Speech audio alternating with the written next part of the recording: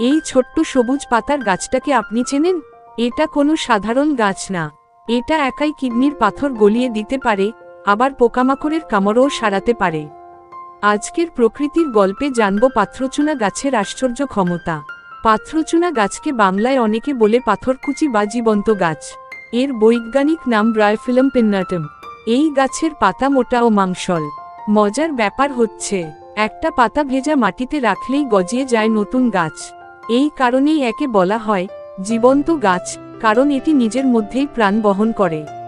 নীল রঙের ছোট হিরে কিডনির পাথর। প্রতি সকালে পাথরচুনা পাতার রস 2 চামচ খালি পেটে খেলে ধীরে ধীরে পাথর গলে বের হয়ে যায়।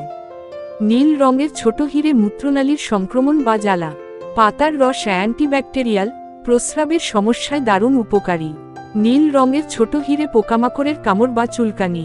পাতা থেতো করে লাগালে চুলকানি কমে, ব্যথা আর ফোলা কমে।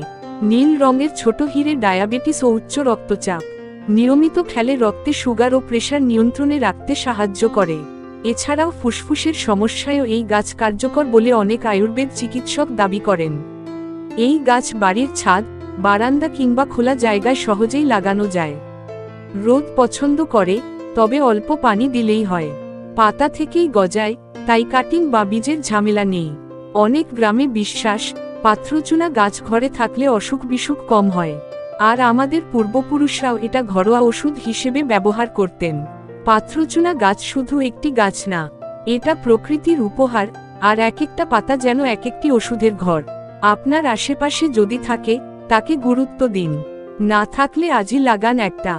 আর এমন অজানা ও মূল্যবান প্রাকৃতিক তথ্য পেতে চোখ রাখুন প্রকৃতির গল্প চ্যানেলে।